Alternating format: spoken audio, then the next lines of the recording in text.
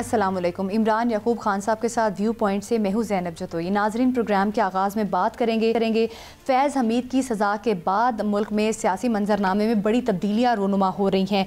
इन मुमकिन तब्दीलियों का जायज़ा लेंगे कि आने वाले टाइम में क्या होने वाला है और किन किन सियासतदानों, ब्यूरोक्रेट्स और जजेस के नाम आने वाले हैं। इसी मामले पर आज हम प्रोग्राम में बात करेंगे। प्रोग्राम के दूसरे हिस्से में बात करेंगे अमरीकी सदर डोनाल्ड ट्रंप की जानिब से प्रोग्राम अड्डा वापस लेने के हवाले से उन्होंने बयान दिया था और अभी अफगान रजीम की जानिब से मिस रिप्रेजेंटेशन की जा रही है, प्रोपेगेंडा किया जा रहा है बगराम एयरबेस पर। और आखिर इसके पीछे क्या वजूहात है, अमरीकी असलहा जो अफगान रजीम के पास है उसका इस्तेमाल किस लिए किया जाता है, इस तमाम तर मामले पर भी बात करेंगे। प्रोग्राम के आखिरी हिस्से में बात करेंगे कोहाट में तेल और गैस के ज़खायर दरियाफ्त करने के हवाले से कोशिशें की जा रही हैं और इस वक्त इकदाम तेज़ कर दिए गए हैं। इसका क्या पाकिस्तान को फ़ायदा होगा? नाज़रीन, सबसे पहले बात करेंगे सियासी फोरम पर बड़ी तब्दीलियाँ रूनुमा हो रही हैं। सियासी हलकों में चमगोइयाँ की जा रही हैं कि फैज़ हमीद साहब के बाद शायद जनरल बाजवा का नाम सामने आ सकता है, लेकिन ज़राए ये बता रहे हैं कि जनरल बाजवा के अगेंस्ट कोई तहकीकात या कोई कार्रवाई नहीं होगी। लेकिन कुछ सियासतदानों, ब्यूरोक्रेट्स और जजेस के नाम सामने आ सकते हैं। कौन से ऐसे सियासतदान हैं जिनके हवाले से आगे जाके कार्रवाई हो सकती है, इमरान साहब से जानने की कोशिश करेंगे। इमरान साहब, आपको इन तमाम तर मामलात पर आपकी नज़र भी है और आप ज़ाहिर है हमसे ज़्यादा इन्फॉर्मेशन भी रखते हैं। क्या समझते हैं क्या होने वाला है आगे जाके सियासी मंजरनामे में? कौन से सियासतदान हैं? और कुछ जजेस का बार बार जिक्र हो रहा है, कुछ जजेस के नाम आ सकते हैं, ब्यूरोक्रेट्स के आ सकते हैं। आपके वाकिफ़ाने हाल क्या कहते हैं, क्या होने वाला है आगे? बिस्मिल्लाहिर्रहमानिर्रहीम। देखिए, इस वक्त ज़ैनब जो सूरत हाल है, अगर आप देखें, मैंने जैसे कल भी प्रोग्राम में कहा था कि कुछ दिन पहले तक जब फैज़ हमीद को सज़ा नहीं हुई थी उस वक्त तक सूरत हाल कुछ और थी, लेकिन उनको सज़ा होने के बाद सियासी सूरत हाल ख़ास तौर पे काफ़ी बदल चुकी है। इस वक्त PTI जो है, अगर आप उसकी बात करें तो इमरान खान से लेके उनकी जितनी क़यादत है वो सब अब अपने आप को मज़ीद इनसिक्योर फील कर रहे हैं, जबकि दूसरी तरफ हुकूमत जो है उसमें शामिल जमातें अपने आप को ज़्यादा सिक्योर फील कर रही हैं। आप देखें, इमरान खान साहब जो हैं, अगरचे अवामी सतह पे उनकी मकबूलियत में बहुत ज़्यादा कमी नहीं आई, लेकिन उसके बावजूद भी अब सूरत हाल उस हवाले से आप देखें कि वो सज़ा याफ्ता हो चुके हैं, जेल में हैं। उनके सबसे बड़े सपोर्टर जो हैं फैज़ हमीद, वो भी जेल में हैं, उनको भी सज़ा हो गई। अब जेल से मुराद वो भी अब कैद में हैं। अब उसके बाद आपको इससे अंदाज़ा हो जाएगा कि PTI ने जो सियासी कमेटी अनाउंस किया, अब इमरान खान की बहनों की तरफ से ये कहा गया कि सलमान अकरम राजा जो हैं कमेटी बनाएंगे। अब इसका मकसद क्या था? बादी नज़र में इसका मकसद ये लगता है कि इमरान खान साहब ये मैसेज देना चाहते थे कि उन्होंने सारा काम सलमान अकरम राजा पे छोड़ दिया। लेकिन being knowing Imran Khan's way of politics, क्या आप समझती हैं कि इमरान खान किसी पे भी इतना एतबार कर सकते हैं या इस तरह से अपने को फैसला छोड़ सकते हैं? तो इमरान खान को जानने वाले, उनके तर्ज सियासत को जानने वाले लोग अच्छी तरह से समझते हैं कि वो ऐसा नहीं कर सकते। इमरान साहब, नजम सेठी साहब हमारे जो सीनियर तज़कियाकार हैं, साफ़ी हैं, उन्होंने इस पर बड़ा ज़बरदस्त तबसरा किया। नजम सेठी साहब कहते हैं कि जो PTI की सियासी कमेटी है उसमें से 3 तरह के लोगों को निकाला गया, 3 तरह के लोगों को फारिग किया गया। एक वो कि जो बहुत हार्ड लाइनर थे, अच्छा, ताकि PTI अब ये मौक़िफ़ अपनाए कि जी अब हम शायद तसादुम उस तरह से नहीं चाहते। दूसरे उस तरह के लोग कि जिनके बारे में PTI को था कि ये किसी काम के बंदे ही नहीं है, इन्होंने कोई काम नहीं करना। तीसरे वो जिन पे उनको ये शक था कि ये डबल गेम करते हैं, यानी इमरान खान को कहते हैं हम खान तुम्हारे साथ हैं और इस्टेब्लिशमेंट के साथ जाके प्यार की पिंगें बढ़ाते हैं। तो अब ये जो मामला हैं इसमें क्या है, मेरी PTI के सीनियर रहनुमा से बात हो रही थी, मुलाकात हुई, तो मैंने उनसे जब ये पूछा तो उनका ये कहना था कि असल में अब पार्टी में ये सोच परवान चढ़ रही है कि आग ना लगाई जाए बल्कि आग पे पानी फेंका जाए, ताकि मामलात को सियासी अंदाज में हल करने की कोशिश की जाए। अब ये सज़ा ने, फैज़ हमीद की सज़ा ने पीटीआई के लोगों को भी डरा दिया है। इसी मामले पर बात करते हैं। हमाद हसन सीनियर तज्जियाकार हमारे साथ मौजूद है। हमाद हसन साहब, बहुत शुक्रिया आपका। क्या समझते हैं, फैज़ हमीद की सज़ा के बाद सियासी मंजरनामे में मुख्तलिफ तब्दीलियाँ रूनुमा हो रही हैं, चमगोइयाँ भी की जा रही हैं जनरल बाजवा के हवाले से कि शायद आगे जाके उन पर भी कोई कार्रवाई हो सकती है, लेकिन ये कहा जा रहा है कि ब्यूरोक्रेट्स, जजेस और कुछ बड़े नाम भी सामने आ सकते हैं। इस बारे में बताइएगा कि आने वाले दिनों में क्या होता दिखाई दे रहा है आपको? देखिए, निज़ाम बदलने के लिए आपको अक्रॉस द बोर्ड एहतसाब करना होगा। क्या अब हो रहा है? अब कम से कम एक दो बातें पुरुमीद हैं। एक तो ये कि इमरान खान बहुत मकबूल लीडर हैं और उनके पैरोकार धमकी देते थे कि हाथ लगा कर तो देके, और ज़मान पार्क के बाहर बैठे रहते थे। लेकिन हुआ क्या, चंद पुलिस वाले गए, उनको उठाया, जेल में भी बंद किया, 190 मिलियन में सज़ा भी सुनाई, बहुत दबाव आया, लेकिन आज भी जेल में हैं। फिर दूसरा वाक़या फैज़ हमीद का है। फ़ौज के जर्नल भी रहे, ISI के DG भी रहे, बहुत अहम ओहदे पे, बहुत बाअसर जर्नल थे, और कहा जा रहा था कि अपने आदमी पर हाथ नहीं डाला जाएगा, लेकिन हाथ डाला भी और सज़ा भी दे दी और जेल भी भेज दिया। मलिक रियाज के बारे में कहा जा रहा था कि वो पाकिस्तान के सबसे ताकतवर आदमी हैं, वो सियासतदानों को इधर से इधर कर देते हैं, हुकूमतों को इधर से उधर कर देते हैं, और उसको कोई हाथ भी नहीं लगा सकता। लेकिन उनके ख़िलाफ़ नेब में बहुत सारी इंक्वायरीज़ हो रही हैं, ऑपरेशन रोका गया है, उनके ख़िलाफ़ बहुत सारे तहकीकात जारी हैं, सवाबी से लेकर कराची तक उसके सारे जायदादों के मामलात देखे जा रहे हैं। तो कम से कम एक उम्मीद जाग उठी है कि ताकतवर लोगों पर हाथ डालने का सिलसिला चल पड़ा है। अगर ये सिलसिला यहीं पर रुका, खुदा न ख्वास्ता, तो फिर इसके हवाले से बहुत सारे सवालात उठेंगे कि सिर्फ अपने मुखालिफिन को निशाना बनाया गया। लेकिन अगर मामला आगे चले, और नवाज शरीफ साहब का मुतालिबा भी यही है कि सिर्फ एक दो लोगों से कुछ भी नहीं होता, आप उस निज़ाम के उस सिस्टम को जो लोग चला रहे थे, जो लोग उससे फ़ायदा ले रहे थे, सियासी या माली फ़वाइद ले रहे थे, उन सब का अक्रॉस द बोर्ड एहतसाब कर ले, और होना भी चाहिए।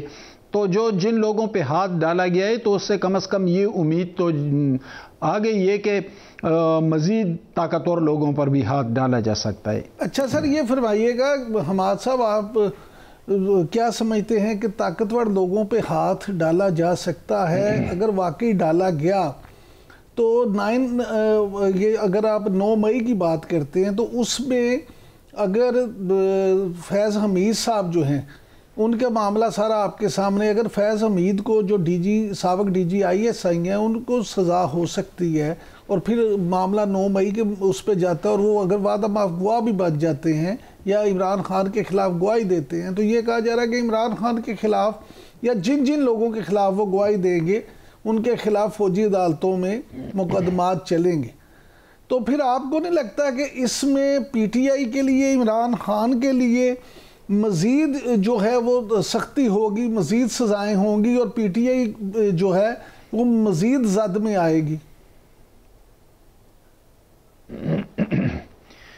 देखिए, इमरान खान के हवाले से हालात बहुत ख़राब हैं। PTI को मजमूई तौर पर PTI की, लेकिन इमरान खान के ज़ाती हवाले से तो मामलात ठीक नहीं है। उनको तो यहाँ तक कि उनकी मुलाकातें भी रोक दी गई है, और फिर जो उनका लब लहजा है, तो ज़ाहिर है फिर रद्द अमल यही आना है।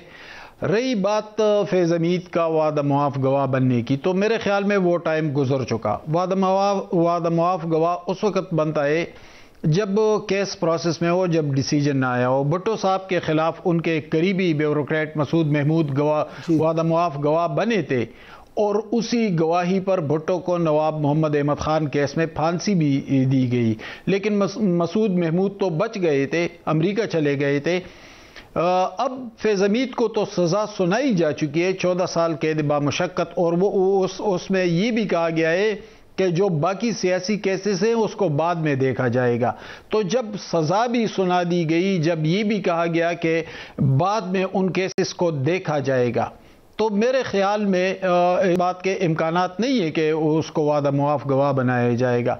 क्यों बनाया जाएगा? जब वो मुजरिम डिक्लेयर हुए हैं, जब उनको सज़ा हुई है, जब सब कुछ उनके हवाले से आगे जा चुका है तो फिर इसका वक्त गुजर चुका है। लेकिन सर पाकिस्तान में इमरान खान पर, लेकिन सर पाकिस्तान में पहले भी कई दफ़ा हो चुका है, मुकदमात के फैसले सुनाए जाते हैं, सज़ाएं हो जाती हैं, लेकिन उसके बाद भी चीज़ें जो हैं वो बदल जाती हैं। इवन आप देखेंगे अगर आप जुल्फ़िकार अली भुट्टो की फांसी का केस ही देखें तो 40-45 साल के बाद भी उसको अदालती कत्ल करार दिया गया। उस पर सब कुछ आपने देखा, सब आपके सामने है। अब ये कुछ तज्ज़ियोकारों का ये जो कहना है कि बात जो है यहाँ नहीं रुकेगी, और जिस तरह से आपने खुद कहा कि जो प्रेस रिलीज़ है उसके मुताबिक उनको मज़ीद केसेस का कहा गया है, तो जब वो केसेस अगर चलाए जाते हैं और उनमें वो गवाही देते हैं तो फिर तो बात आगे दूसरे लोगों तक जाएगी। क्योंकि सर ज़राए ये बता रहे हैं कि कुछ ब्यूरोक्रेट्स, जजेस और पॉलिटिशियंस के नाम हैं, और तो उससे तो यही लगता है कि आने वाले टाइम में बानी पीटीआई या उनके साथ साथ और भी बड़े सियासतदानों के नाम आएंगे।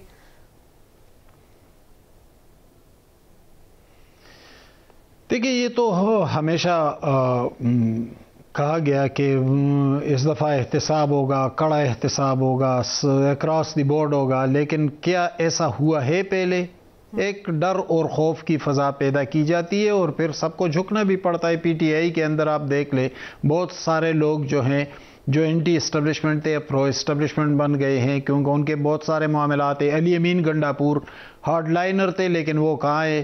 क्या वो कई पार्टी में दिखाई देते हैं? एक खामोशी है। सुहेल अफरीदी जब पहले दिनों आए तो उनका रवैया बड़ा जारहाना था, लेकिन आज कोहाट जलसे में उन्होंने तकरीर करते हुए सिर्फ मरियम नवाज पे तनकीद की।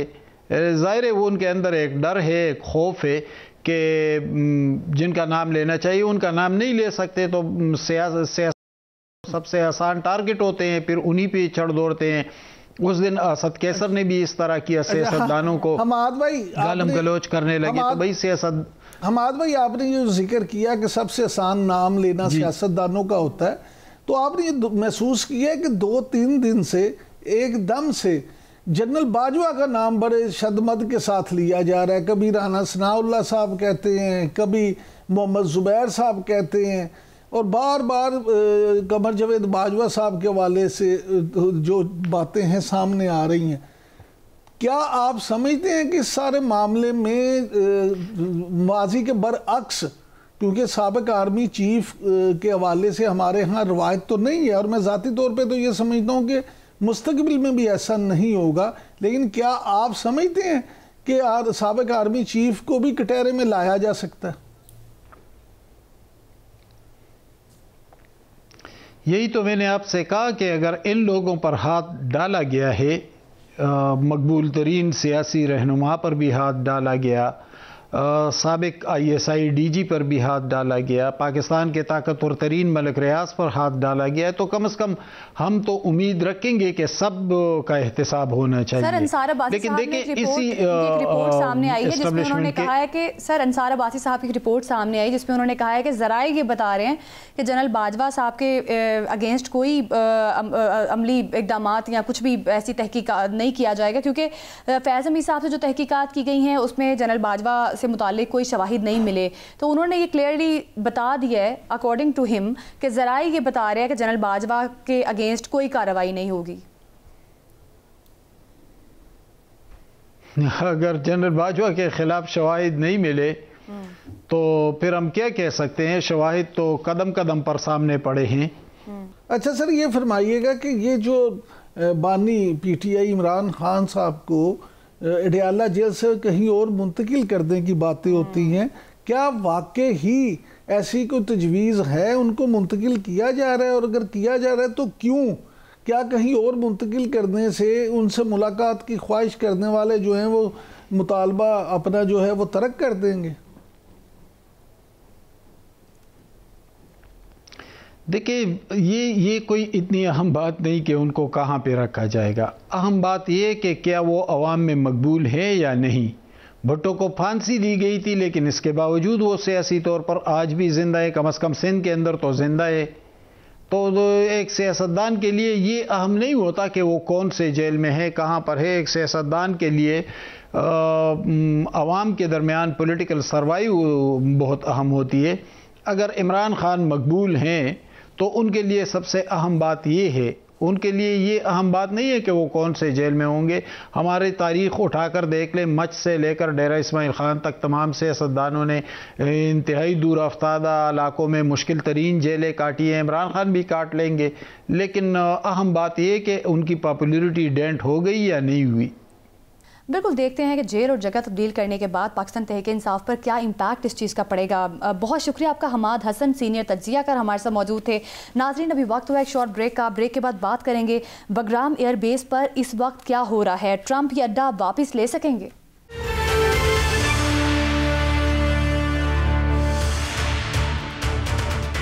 Welcome back. नाजरीन, सदर ट्रंप की जानिब से बयान दिया गया था कि वो बगराम एयरबेस और अमरीकी असलहा अफ़गान रजीम से वापस लेंगे, और इसके बाद अफ़गान रजीम की जानिब से प्रोपेगेंडा किया गया है और एयरबेस की जो हैयत है वो बदल के रखती है। उन्होंने सैटेलाइट तस्वीर में रनवे पर कुछ नकारा जहाज़ देखे जा सकते हैं जिनको मुरम्मत करके पेंट करके मिस रिप्रेजेंटेशन करने की कोशिश की जा रही है अफ़गान रजीम की जानिब से। इस सारे मामले पर बात करेंगे। Air marshal retired Shahid Akhtar दिफाई तज्जियाकार हमारे साथ मौजूद हैं। शाहिद अख्तर साहब, बहुत शुक्रिया आपके वक्त का। किस तरह से देख रहे हैं ये जो एक deliberate act of deception Afghan regime की जानिब से किया जा रहा है, इसको आप किस तरह से देख रहे हैं? देखिए, इसके बारे में बस सिर्फ स्टोरीज हैं जो प्रेसिडेंट ट्रंप ने बनाई हुई हैं। सबसे बड़ी बात यह है कि एक्चुअली इसके पीछे देखें स्टोरी क्या। स्टोरी यह है कि रिपब्लिकन अभी तक डेमोक्रेट्स को ये ताना देते हैं कि उन्होंने बड़ी हेस्टली विड्रॉ किया था, बड़ी शर्मिंदगी उठा के वो अफगानिस्तान से निकले थे, तो इस चीज को वो डोमेस्टिक पॉलिटिक्स के लिए यूज करते हैं। बाकी ट्रम्प जब कहते हैं कि बगराम एयरबेस हमें चाहिए, हमने इससे रीजन पे नजर रखनी है, तो मतलब क्या चाइना, पाकिस्तान और अफगानिस्तान क्या उनको अलाउ करेंगे कि वो ये चीज करें? It's impossible. और तो ये it's just a mayor statement. और दूसरा बात यह है कि देखें, जहाजों को पेंट कर देना, मुझे इसकी कोई लॉजिक समझ नहीं आती। आजकल तो आप मतलब सैटेलाइट इमेजरी इतनी अच्छी हो गई है कि आप अगर 80s में न्यूज़पेपर पढ़ सकते थे तो यू कैन इमेजिन कि आजकल आप क्या क्या देख सकते हैं। सो आई एम श्योर ये भी उन्होंने ये उड़ाई हुई खबर है पेंट करने से, किसी को भी आप दुनिया में डिसीव नहीं कर सकते। सो अफगानी जो है वो उस एयरबेस को, जो कि हमारी इत्तलात है उसके मुताबिक वो सिर्फ हेलीकॉप्टर फ्लाइट्स के लिए यूज करते हैं, फाइटर्स तो है ही नहीं, या कुछ छोटे मोटे कमर्शियल ट्रांसपोर्ट्स के लिए उसको वो यूज किया जाता है। बाकी उसकी अपनी मेंटेनेंस एक्टिविटीज हैं जो देखी जा सकती हैं उसमें, या उसकी सिक्योरिटी पैरामीटर को थोड़ा सा एनहांस करें, दैट्स इट। इसके अलावा इसमें कुछ नहीं है। अच्छा सर, ये फरमाइएगा कि अमेरिकी फौज जब अफगानिस्तान से गई तो तकरीबन $7 अरब का फौजी साजो सामान वहाँ छोड़ के वो चले गए। अब आपके ख्याल में ये जो असला है ये कहाँ पे इस्तेमाल हो रहा है? क्या काबुल में कोई 9/11 जैसी प्लानिंग तो नहीं हो रही? आई डोंट थिंक सो जी। कि काबुल में पहले भी देखें, काबुल में अफगानियों ने कोई 9/11 की प्लानिंग नहीं की थी। ये सब जानते हैं कि 9/11 की प्लानिंग कहाँ से हुई थी।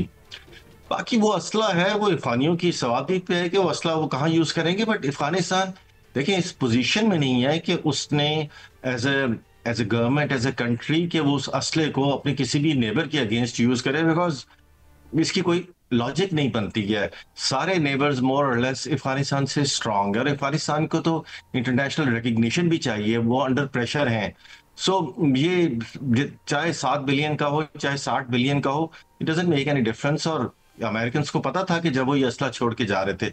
और याद रखें, देयर आर न्यूज कि अमेरिकन कंटिन्यूसली अफगान इकोनॉमी को सपोर्ट करने के लिए बहुत रेगुलरली मनी पंप करते हैं to keep Afghan rupee strong. तो ये मुतजाद खबरें भी हैं। तो एक्चुअल जो पॉलिटिक्स है वो किसी और तरीके से खेली जा रही है मेरे ख्याल में, और दिखाने के लिए एक और तरीका। लेकिन ये बादशाह साहब, सर खुशी है कि आप ये देखें कि पाकिस्तान में जो दहशतगर्दी के वाकयात हो रहे हैं उनमें तो वो अमेरिकन असला जो है इस्तेमाल हो रहा है और उसके शवाहिद भी मौजूद हैं।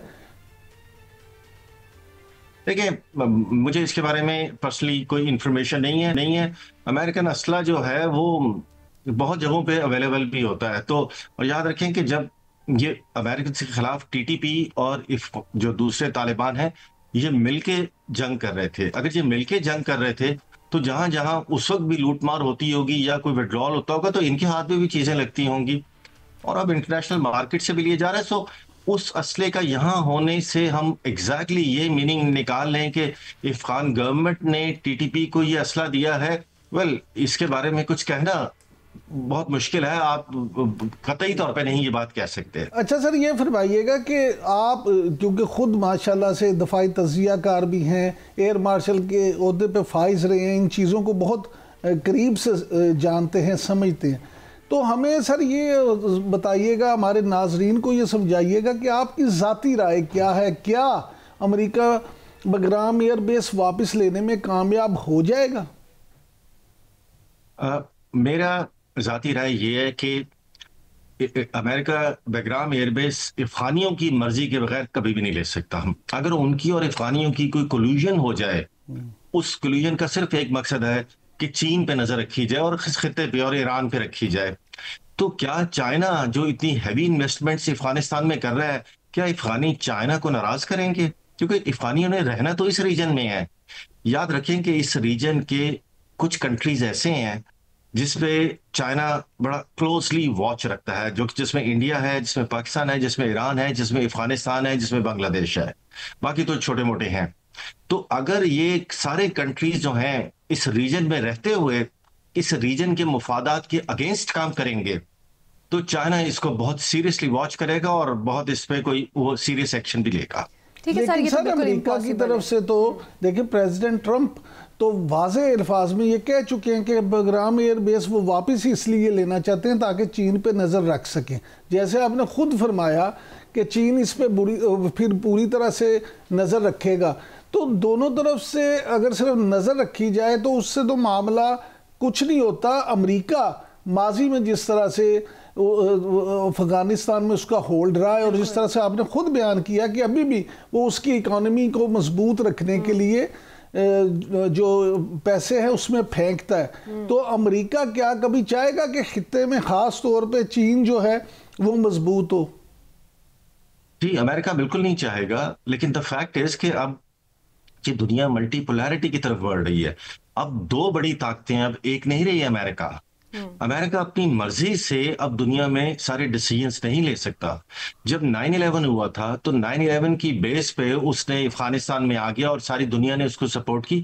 लेकिन याद रखिए, अब दुनिया बहुत बदल चुकी हुई है, अब दुनिया उस तरह रिएक्ट नहीं करती। आपने इसराइल के मामले में देखा होगा, जब ट्रंप साहब ने कहा कि गजा के लोगों को सनाई में चले जाना चाहिए, जॉर्डन की तरफ चले जाना चाहिए, तो वर्ल्ड का क्या रिएक्शन आया? क्या किसी ने उनको सपोर्ट किया? मजबूरन ट्रंप साहब को अपनी बात खत्म करके मतलब उस सोल्यूशन की तरफ आना पड़ा जिसपे वो अब आए हैं। अब थिंग्स आर डिफरेंट। चाइना ने आहिस्ता आहिस्ता अपने आप को एक्सर्ट करना शुरू कर दिया है वर्ल्ड लेवल पे। तो आप ये एक यूनिलेटरल एक्शन यूएस का जो है, और स्पेशली इस रीजन में विच इज चाइनाज बैकयार्ड, आप कभी भी नहीं देखेंगे कि ये इतनी आसानी से हो पाएगा। सर बिल्कुल दुरुस्त बात है कि अब दुनिया बदल चुकी है और 2001 से लेकर 2021 तक अमेरिका जो फौजी कार्रवाइयाँ करता रहा अफगानिस्तान में, उस वक्त में और अब वाले वक्त में बहुत फ़र्क है। लेकिन सर अभी अफगानिस्तान से जो पाकिस्तान के अगेंस्ट दहशतगर्दी हो रही है, इवन अफगानिस्तान की सूरत हाल पर ईरान की मेज़बानी में इलाकाई ममालिक की सरबराही इजलास में काबुल ने शिरकत नहीं की, इसको किस तरह से देख रहे हैं? अफगान रजीम की जानिब से क्यों हटदर्मी का मुजाहरा किया जा रहा है, जबकि पाकिस्तान तो बार बार टेबल टॉक पर आने की भी को कोशिश करता है कि टेबल टॉक पर आकर मामलात को अच्छे तरीके से हल किया जा सके, लेकिन अफगान रजीम की जानिब से कोई उस तरह से दिलचस्पी नहीं दिखाई जा रही। इसको किस तरह से देख रहे हैं? देखिए, उसमें ईरान है, उसमें रशिया है, उसमें सेंट्रल एशियन रिपब्लिक्स हैं, अफगानिस्तान है, पाकिस्तान है। हर एक की अफगानिस्तान से एक डिफरेंट एक्सपेक्टेशन और डिमांड है। फॉर एग्जांपल, पाकिस्तान चाह रहा है कि वो टीटीपी को रोकें, सेंट्रल एशियन रिपब्लिक्स चाह रही है कि वो बॉर्डर कंट्रोल जो है फेल सेफ बनाए, रशिया चाह रहा है कि सिक्योरिटी की वो एश्योरेंस दे, ईरान ऑब्वियसली वेस्टर्न अफगानिस्तान में अपना इन्फ्लुएंस चाहता है। तो अगर अफगानिस्तान इस कॉन्फ्रेंस में जाता तो वो तो एक कटहरे में बैठा होता वहां पे और इन सब के सवालों के जवाब दे रहा होता है।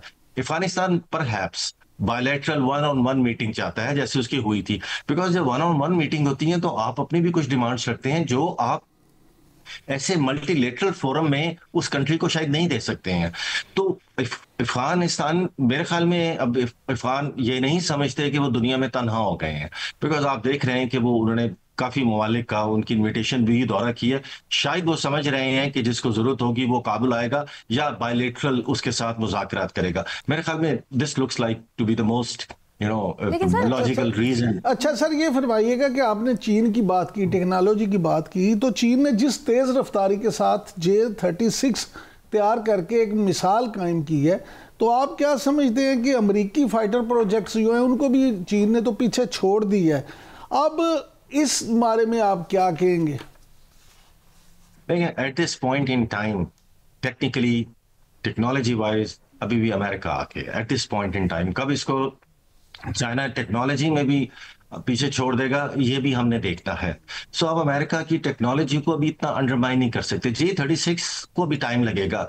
याद रखें J-36 जैसे कि ये खबरें और हम पढ़ते हैं, ये कोई एक जहाज नहीं है, ये एक प्लेटफॉर्म का नाम है, बल्कि एक सिस्टम का नाम है।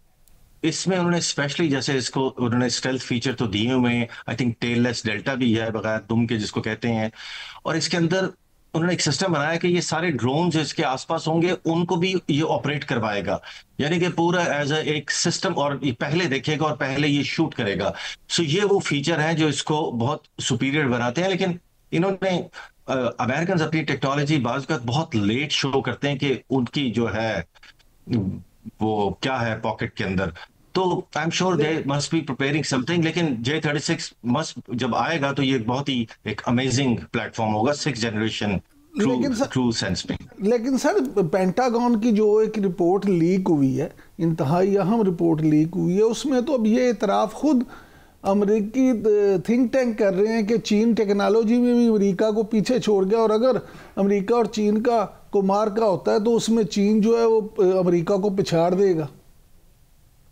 देखिए, अभी पहली बात यह है कि अमेरिका और चीन का कभी भी मुकाबला और वो नहीं होगा, ना कोई एक दूसरे को बिछाड़ने की प्लानिंग कर रहा है। इन दोनों के अंदर एक साइलेंट अंडरस्टैंडिंग है which is good for the world, कि इन्होंने मिलके रूल करना है, इन्होंने मिलके सारे जो मुफादात हैं। जैसे मैं एक रिपोर्ट पढ़ रहा था कि AI की जो टेक्नोलॉजी वो है, ये $14 ट्रिलियन की मार्केट है, जो आधी आधी चीन और अमेरिका जो है वो दोनों उससे फायदा उठाएंगे।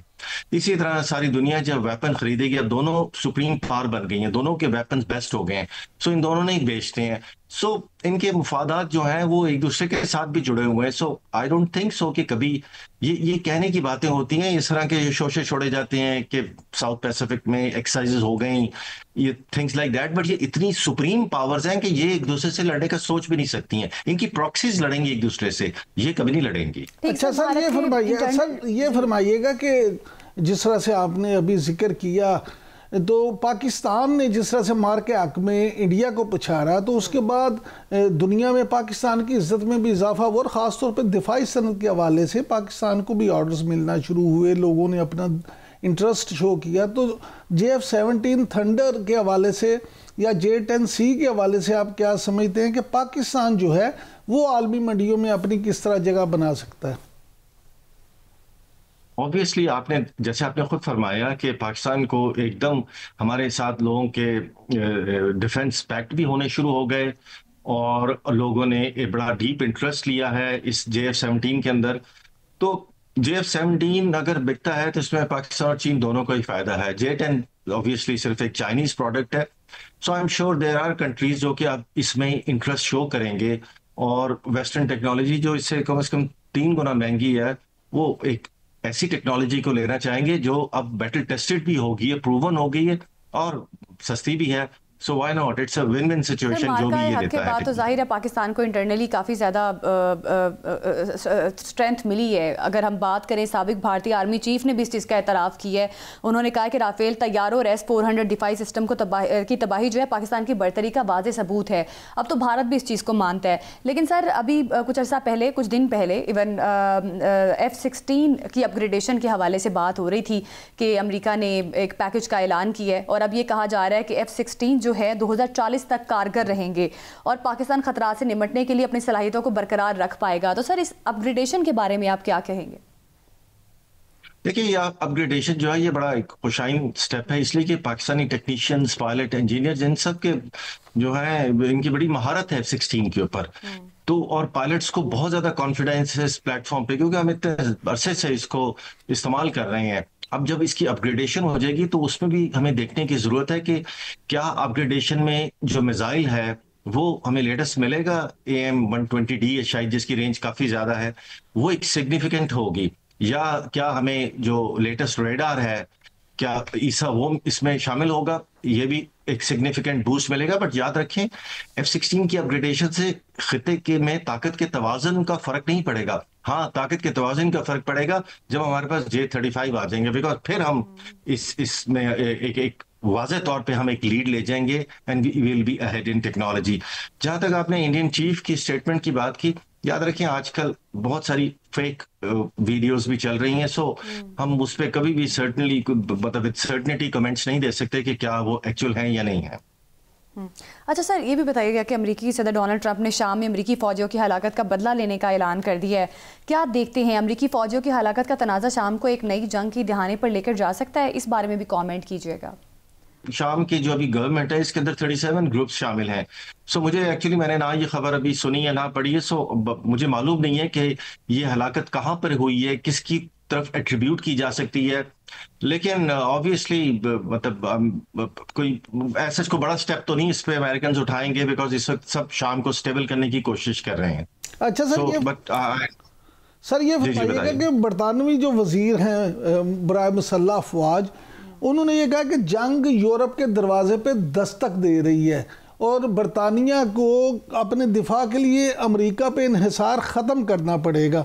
आपको क्या यूरोप में वाकई कोई जंग होती नजर आती है?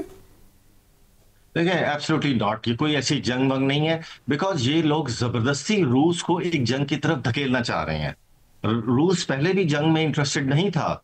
जब नेटो उसके दरवाजे पे आ गई और लॉन्ग रेंज मिसाइल कर ली, और जो कि अपनी बातों से जो उन्होंने वादे किए थे उससे मुकर गए, उसके बाद ये यूक्रेन वाली जंग स्टार्ट हुई थी। और अब जब ये मुसलसल अगर ये ऐसे लॉन्ग रेंज वेपन्स सप्लाई करते रहेंगे यूक्रेन को, कि जिसमें इंग्लैंड शामिल है, इंग्लैंड ने उसको ऐसे वेपन्स दिए हैं जिससे उसने मॉस्को पे और दूसरी जगहों पे अटैक किया है, तो फिर जाहिर है कि रशिया ऐसी स्टेटमेंट्स तो देगा कि भाई मैं उन मुल्कों को पे भी अटैक कर सकता हूं या उनको नहीं छोड़ूंगा। But if you ask me personally तो इस चीज का कोई चांस नहीं है, बिकॉज़ ऐसी स्टेटमेंट्स जो होती हैं वो सिर्फ ऑप्टिक्स के लिए होती हैं। बहुत शुक्रिया आपका। Air marshal retired Shahid Akhtar हमारे साथ मौजूद थे और हमें बता रहे थे कि खित्ते में आगे जाके ताकत का तवाज़ुन किस तरह से बदलता हुआ दिखाई दे रहा है। नाजरीन, अभी वक्त हुआ एक शॉर्ट ब्रेक का। ब्रेक के बाद बात करेंगे बड़ी खुशखबरी, कोहाट में तेल और गैस के बड़े ज़खायर दरियाफ्त कर लिए गए हैं। Welcome back. पाकिस्तान में तेल और गैस के ज़खायर दरियाफ्त हो रहे हैं, बड़ी खुशखबरियाँ मिल रही हैं। ऐसे में खैबर पख्तूनख्वा के ज़िला कोहाट में नशपा ब्लॉक में तेल और गैस का बड़ा ज़ख़ीरा दरियाफ्त हुआ है। इससे पाकिस्तान को क्या आगे जाके फ़ायदा होने वाला है, इसी पर बात करेंगे। Abdul Hanan global mining expert हमारे साथ मौजूद हैं। बहुत शुक्रिया अब्दुल हनान साहब। किस तरह से देख रहे हैं, बड़ी तब्दीलियाँ रूनुमा हो रही हैं, पाकिस्तान का जो मुआशी सिस्टम है ऐसा लग रहा है कि आगे जाके मुस्तहकम हो सकता है जिस किस्म के ज़खायर हमें मिल रहे हैं। क्या समझते हैं, सऊदी अरब, ईरान, कतर जैसे ज़खायर पाकिस्तान को मिलने वाले आगे जाके? थैंक यू इमरान साहब and Zainab for inviting me in the program. Pakistan का जो ऑयल एंड गैस सेक्टर और ये जो रिसेंट डिस्कवरी हमारी हुई है नशपा ब्लॉक में, आपको बताता चलूँ ये ब्लॉक डिस्कवर हुआ था 2009 में, और हमारा कोहाट और पोटवार का जो एरिया है ये पाकिस्तान का नदरन बेल्ट में एक ऐसे एरिया जहाँ पे तकरीबन ड्रिलिंग 150 साल पुरानी है, उसकी जो हिस्ट्री है वो यहाँ पे है। और नशपा ब्लॉक में जो पहले डिस्कवरी थी वो तकरीबन 13 वेल हो चुके हैं, जिसमें से 10 टारगेटेड थे। ये जो एक ख़ास डिस्कवरी, इसकी एक रीज़न है कि बेसिकली जो रॉक्स होती हैं, ऊपर वाली रॉक्स यंगर है, नीचे वाली ओल्डर रॉक्स हैं। तो एक ख़ास रॉक है ट्राइएसिक पेट्रोलियम सिस्टम, जिसको हम किंगरियाली फॉर्मेशन कहते हैं। तो उसमें एक बड़ी अच्छी ये लीड डिस्कवरी है जो कि आने वाले दौर में उनके इस नशपा ब्लॉक के साथ हमारे पास मरमजई है, मामी खेल है, इसके ईस्ट में OGDCL के ब्लॉक हैं, साउथ में माड़ी एनर्जीज के ब्लॉक हैं। तो एक बड़ा अच्छा इसने एक चैप्टर ओपन किया है ट्राइएसिक पेट्रोलियम सिस्टम का। क्योंकि मैं खुद ऑयल एंड गैस एक्सपर्ट भी हूँ, तो हम लोग जब फील्ड में जाते हैं तो हम इन चीज़ों को सर्च आउट कर रहे होते हैं। तो कालाबाग के साथ जो सुरगर रेंज हिल्स हैं वहाँ पर सरफस के इसके बड़े अच्छे प्रॉस्पेक्ट्स हैं। तो ये जो एक डिस्कवरी आई है ट्राइएसिक पेट्रोलियम सिस्टम की, और इसमें तकरीबन 2200 बैरल ऑयल पर डे और 5.6 million cubic feet of gas, तो ये एक हमारे नेशनल ग्रिड में एक चैप्टर ओपन अप करेगा। और ये मेरे ख्याल 13वां या 14वां वेल है नशपा ब्लॉक का जो कि डिस्कवरी दे रहा है। इससे पहले और लेयर्स ने प्रोडक्शन स्टैट्स दिए थे। अच्छा सर, ये टेक्निकली तो अब्दुल हनान साहब आपने सारा कुछ बड़े अच्छे तरीके से समझा दिया, लेकिन मैं या आम हमारे नाज़रीन आसान ज़ुबान में ये समझना चाहते हैं कि ये जो ज़खायर आएंगे तो इससे मुल्क की कितनी ज़रूरत पूरी होगी, क्या हमारा दरामदी बिल कम होगा, क्या तेल और गैस यहाँ सस्ती होगी, इस तरह से बताएं ज़रा कि मुल्क को इस अंदाज में कितना फ़ायदा होगा। बिल्कुल। हमारी जो इमरान साहब जो नेशनल डेली रिक्वायरमेंट है वो तो अभी हम मीट नहीं कर सकते, क्योंकि उसमें हम पाकिस्तान बेसिकली बताता चलूँ कि हम गैस प्रॉन कंट्री हैं। हमारे पास तकरीबन कोई 68 to 70% गैस के ज़खायर हैं और 30% ऑयल के ज़खायर हैं। अब ये जो फील्ड है इसमें गैस भी है, ऑयल भी है, कुछ बहुत सी फील्ड होती हैं जो गैस प्रॉन होती हैं, जैसे सुई का एरिया है वो सिर्फ गैस प्रोड्यूस करता है। तो फ्यूचर में इन चीज़ों को मीट करने के लिए तो हमने ये वो एरिया था जहाँ पे तकरीबन बहुत पुरानी एक्सप्लोरेशन हो रही है, तो हमें आने वाले वक्त में नए एरियाज़ में जाना है। और जैसा हमने लास्ट टाइम डिस्कस किया था, जो ऑफशोर है ये एक ऐसा पोर्टफोलियो है जो कि नए चैलेंजेस को ओपन अप करेगा। तो हमारी कंपनीज जो स्टेट ऑन कंपनीज़ हैं, OGDC, माड़ी एनर्जी, PPL, PUL, ये मुसलसल लगे हुए हैं कि कौन से ऐसे एरियाज़ हैं। और कुछ हमारा एरिया आपको बताता चलूँ जो इंडिया के साथ है, राजस्थान के एरिया, हमारे पास रेगिस्तान है, उसके साथ इंडिया के एरिया जिसको हम कहते हैं थरपारकर, वहाँ पे कुछ फील्ड्स हैं जो कि उस सिस्टम में प्रमोट हाइड्रोकार्बन्स को निकाल रही हैं। तो हमारी कुछ कंपनीज उस इंडस प्लेटफॉर्म को, ये एक ऐसा एरिया जो कि इसको प्रॉपर स्टडी नहीं किया गया, तो एक पोटेंशियल एरिया ये है, दूसरा पोटेंशियल एरिया ऑफशोर का है, और तीसरा पोटेंशियल एरिया आपने सुना होगा कुछ अरसे से कोहाट में, करक में बहुत ज़्यादा एक्सप्लोरेशन हो रही है। तो अभी वो जो हमारा वज़ीरिस्तान का इलाका है इसमें KP OGDCL के कुछ ब्लॉक हैं, और OGDCL ने 2 साल पहले वली ईस्ट में एक डिस्कवरी की थी। तो कंपनीज इन एरियाज़ में लगी हुई हैं स्लो एंड टाइडी, लेकिन इस वक्त जो सबसे बड़ी नीड है पाकिस्तान को वो ऑफशोर की है, क्योंकि ऑफशोर एक ऐसा एसेट है जो बहुत से सिस्टम्स को ओपन अप कर सकता है। अच्छा सर, लेकिन इससे मुतल्लिका क्योंकि ज़ैनब बात है सर, ये मुझे सुई नॉर्दर्न गैस के इंतहाई सीनियर जो ऑफिसर हैं उनसे मेरी डिस्कशन हो रही थी, तो उन्होंने बताया कि कोहाट और कड़क में जो गैस के ज़खायर दरियाफ्त हुए हैं उनकी जो क्वालिटी है वो सुई के मुकाम पे जो गैस है उससे कहीं बेहतर है। वो टेक्निकली बता रहे थे कि वहाँ पे अगर एक मिसाल है कि हमें 10 यूनिट में जितनी गैस मिलती है उतनी यहाँ पे 3 यूनिट में हमें वो मकसद हल हो जाता है। क्या वाकई ऐसा है? उसमें इमरान साहब 2 चीज़ें होती हैं। गैस के यूनिट है जिसको हम BTU कहते हैं, हम जनरली कहते हैं जिसका BTU 450 या 460 प्लस है वो अच्छी गैस है, ठीक है। दूसरी चीज़ मैटर करती है गैस की क्वांटिटी कितनी है। देखें, जब इंडस्ट्री इन्वेस्ट करती है, आजकल तकरीबन इंटरनेशनल मार्केट में जो पर फुट ड्रिलिंग रेट है $2 से $2.5 लाख USD है। तो अभी ये जो ख़ास ये वाला वेल हुआ है ये तकरीबन 16,000 फीट डेप्थ पे जाकर ड्रिल हुआ है, ये बहुत महंगी कॉस्ट है। तो कंपनीज हमेशा पहले ये देखती हैं उसकी क्वांटिटी कितनी है। और जो सुई का एरिया है वो बेसिकली उसमें तकरीबन 110 वेल ड्रिल किए थे PPL ने अब तक, और वहाँ पे जितना हम डीप जाएंगे तो उसमें कुछ अदर गैसेस आ जाती हैं। और आपके प्रोग्राम के तवज्जो से बताता जाऊँ कि बेसिकली जब अदर गैसेस आती हैं जिसमें अमोनिया आ जाती है, नाइट्रोजन आ जाती है, तो जो बड़ी कंपनीज हैं वो इनको डिस्टिल्ड करके उसको एक सेकंड स्ट्रेटजी मार्केट में सेल करते हैं। सो करक में जो करक का एरिया हमारा करक है, फिर मरमज़ई है, कोहाट के एरिया है, ये हमारे पास दुनिया में मुश्किल तरीन एरिया है ड्रिलिंग का, जिसको हम ग्लोबली देखें तो, क्योंकि यहाँ पे सब सरफेस जो है वो प्लेन एरिया नहीं है, तो चैलेंजेस हैं। और लेकिन फ्यूचर में there could be a bigger chance of the drilling और एक्सप्लोरेशन बहुत बड़ा चैलेंज है इमरान साहब। लेकिन अभी रीसेंट जो खबरें मिल रही हैं कि अमेरिका ने रेको डेक प्रोजेक्ट के लिए $1.2 अरब की माली मुआवनत की मंजूरी दे दी है। क्या समझते हैं इस माली मुआवनत से रेको डेक प्रोजेक्ट को क्या फ़ायदा होगा? ये भी कहा जा रहा है कि बलूचिस्तान में नौकरियाँ मिलेंगी लोगों को, तो इसको इस डेवलपमेंट के हवाले से भी हमें कुछ बताइएगा। इसमें देखें जी, मैं तो इस चीज़ को बड़ा पॉजिटिव लेता हूँ। $1.5 बिलियन हम सारे सुनते आ रहे हैं कि वो $72-74 बिलियन के कैश फ्लो स्टार्ट होगा। माइनिंग एक इजी टास्क नहीं है। माइनिंग के बहुत से मैं खुद जानता हूँ बहुत सी हर्डल्स होती हैं। सबसे बड़ा काम ड्रिलिंग है। सो 2028 में जो ये फर्स्ट फेज स्टार्ट होना था उसमें अभी आपको बताऊँ रिसेंटली जो बैरिक के CEO थे वो सबसाइड करके मार्क बिस्ट्रो, अब मार्क हिल आए हैं। इसी दौरान एक नई स्ट्रेटजी स्टार्ट हुई अफ्रीका में, बैरिक के शेयर डिवाइड हो गए। तो एक बहुत बड़ा क्वेश्चन मार्क था, लेकिन बैरिक मैनेजमेंट ने इसको विदहोल्ड किया क्योंकि इस प्रोजेक्ट को चलाने के लिए बैरिक ने पिछले साल $3.5 बिलियन की फंडिंग को Asian development bank, Exim bank और अदर इंटरनेशनल मॉनेटरी फंड से एसोसिएट किया था। अब ये जो $1.5 बिलियन है इसका फ़ायदा क्या होगा? इसमें देखें डुअल वे है। बहुत सी अमेरिकन कंपनीज पाकिस्तान में आएंगे और पाकिस्तान में जो चीज़ समझता हूँ मैं, हमें हैवी मशीनरी की ज़रूरत है। हमारे जो स्टेट ऑन गवर्नमेंट इदारे हैं इनको, जिसको हम आम ज़ुबान में कहते हैं, इनको फैसिलिटेट किया जाए टेक्नोलॉजी में, ट्रेनिंग में और हैवी मशीनरी में, क्योंकि माइनिंग साइकिल का कैश फ्लो तब स्टार्ट होता है जब हम प्रोडक्शन फ़ेज़ में आते हैं, और प्रोडक्शन फ़ेज़ में आने के लिए हमने जो अपने रिसोर्स को डॉक्यूमेंट किया होता है उसको अचीव करना होता है, क्योंकि उसमें डिफरेंट लोगों की इन्वेस्टमेंट्स होती हैं, उनके शेयर्स होते हैं। तो ये एक बड़ा अच्छा है, क्योंकि इसमें अभी इस जो US डिप्लोमेट है नेटली बेकर, उन्होंने ये भी कहा है कि इसके बाद $2 बिलियन की सेपरेट हैवी मशीनरी आएगी। तो ये नीड ऑफ टाइम है, लेकिन इसमें जो लोकल लोगों का कंसर्न है, देखें हमें जो हमारा प्रोविंस है, जो लोकल कम्युनिटी है, उसको इग्नोर नहीं करना चाहिए। ट्रस्ट इश्यूज़ हैं, सेटलमेंट इश्यूज़ हैं। अब्दुल रहमान साहब, बात ये है कि ये तो सब कुछ हो जाएगा, लेकिन ये बताएं कि क्या 7500 लोगों को नौकरियां मिलेंगी या नहीं? हाँ, ये एक अच्छा क्वेश्चन है। अभी तक जितना मैं जानता हूँ बलूचिस्तान की जो, इवन हम बात करते हैं यूनिवर्सिटी से, यूनिवर्सिटी ऑफ बलूचिस्तान में डिपार्टमेंट ऑफ जियोलॉजी है, सेंटर ऑफ एक्सीलेंस है, ब्यूटियम यूनिवर्सिटी है, ये तीनों इदारे माइनिंग और जियोलॉजी प्रोफेशनल्स के हैं। इसके अलावा मैनेजमेंट साइंसेस के लोग हैं।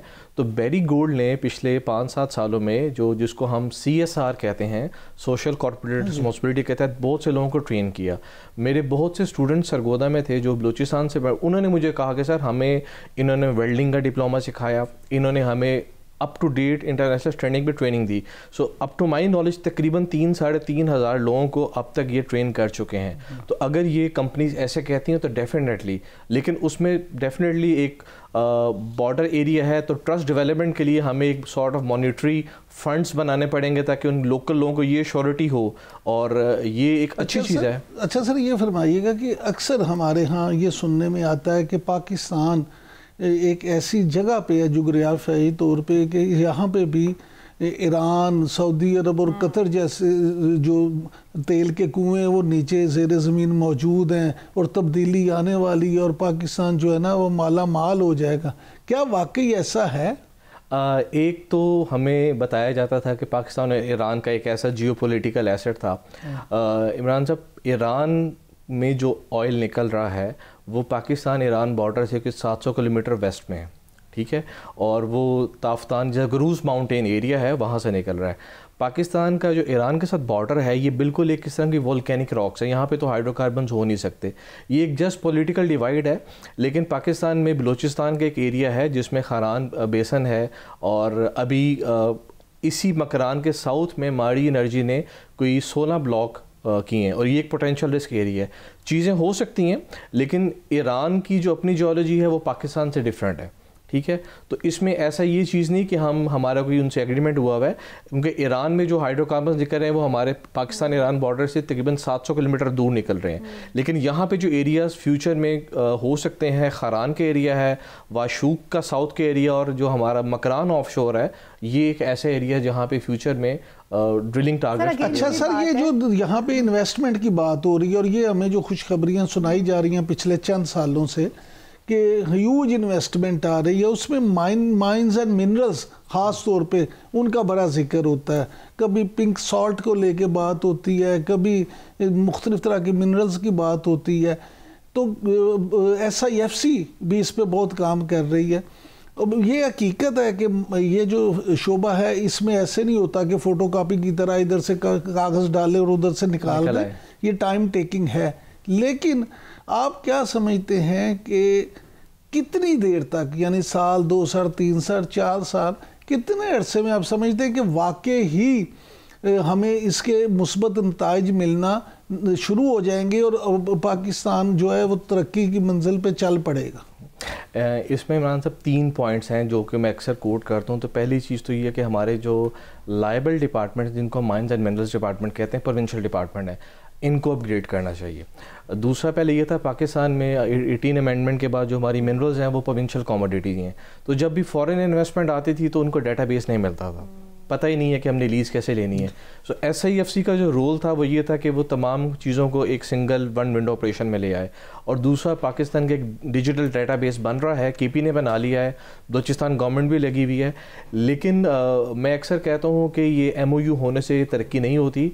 असल तरक्की तब होती है जब हम चीज़ों को इम्प्लीमेंट करवाते हैं। हमें गवर्नमेंट को बेसिकली चाहिए जो माइंस एंड मिनरल्स के डिपार्टमेंट है उनको फैसिलिटेट किया जाए। और कुछ ऑस्ट्रेलियन फर्म्स हैं जो कि मेरे नॉलेज में है, they are coming to Pakistan government to government level पे, क्योंकि ऑस्ट्रेलिया माइनिंग में उनकी तकरीबन 100 साल पुरानी हिस्ट्री है। क्योंकि उनके जो अब मॉडल को देखते हैं तो वो बेसिकली अपने इंफ्रास्ट्रक्चर डेवलपमेंट को, अपने प्रोफेशनल्स को ट्रेन करते हैं। क्योंकि जब इन्वेस्टमेंट आती है, आप जानती हैं ज़ैनब के जितने भी इन्वेस्टर आएंगे उसको हम एक सिंपल रिपोर्ट नहीं दे सकते। वो ये कहेगा अगर मैंने $500 मिलियन इन्वेस्ट करने हैं तो आपका डेटाबेस क्या है। तो हमारी जो स्टडीज़ हैं वो इंटरनेशनल स्टैंडर्ड पे होंगी तो वो आएंगे, अदरवाइज तो होंगी। इंटरनली रिफॉर्म्स करनी चाहिए ताकि जो माइनिंग है उसमें कैश फ्लो तभी आएगा जब हम प्रॉपर रिफॉर्म्स करेंगे। बहुत शुक्रिया आपका अब्दुल हनान साहब, आप हमें इस मामले पर हमारी रहनुमाई फरमा रहे थे। नाज़रीन, इसी के साथ प्रोग्राम से हमें दीजिए इजाज़त, अगले हफ्ते फिर मुलाकात होगी। अल्लाह हाफ़िज़।